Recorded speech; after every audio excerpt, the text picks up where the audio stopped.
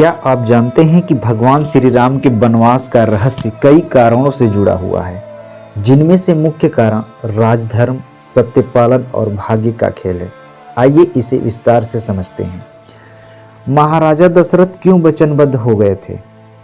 महाराजा दशरथ ने एक बार अपनी पत्नी कैकेयी को युद्ध में प्रसन्न होकर 2 वरदान देने का वचन दिया था। जब श्री राम का राज्याभिषेक तय हुआ तब मंथरा, कैकेयी की जो दासी थी, उसके बहकावे में आकर कैकेयी ने उन दोनों वरदानों की याद दिलाई। उसने राजा दशरथ से पहला वरदान मांगा कि भरत को अयोध्या का राजा बनाया जाए और दूसरा वरदान मांगा कि श्री राम को 14 वर्ष के लिए वनवास भेज दिया जाए। श्री राम की आज्ञाकारिता और धर्मपरायणता इसका मूल कारण था। भगवान श्री राम ने अपने माता पिता के वचन को सर्वोच्च माना और बिना किसी संकोच के वनवास जाने को तैयार हो गए। माता कौशल्या और लक्ष्मण ने उन्हें रोकने की कोशिश की, लेकिन श्री राम ने कहा कि पिता के वचन का रक्षा करना पुत्र का सबसे बड़ा धर्म है। इसी कारण वे स्वयं वनवास को स्वीकार कर अयोध्या छोड़कर चले गए। इस पूरी कहानी में क्यों छुपा था कि कैकेयी का स्वार्थ और मंथरा का षड्यंत्र? आइए इसको विस्तार से जान लेते हैं। कैकेयी पहले श्री राम से बहुत स्नेह करती थी, लेकिन मंथरा ने उसे यह समझा दिया कि श्री राम राजा बन जाएंगे तो भरत का महत्व कम हो जाएगा।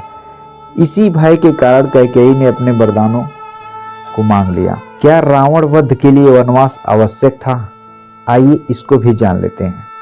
एक और गूढ़ रहस्य यह भी है कि श्री राम का वनवास सिर्फ राजा दशरथ के वचन की पूर्ति के लिए ही नहीं था, बल्कि यह धर्म की स्थापना और रावण के वध के लिए भी आवश्यक था। यदि श्री राम राजा बन जाते तो वे लंका पर आक्रमण नहीं कर सकते थे, लेकिन वनवास के दौरान उन्होंने माता सीता का हरण करवाकर रावण के अंत का मार्ग प्रशस्त किया। श्री राम का वनवास केवल एक पारिवारिक घटना नहीं था, बल्कि यह एक महान उद्देश्य और धर्म स्थापना का मार्ग था।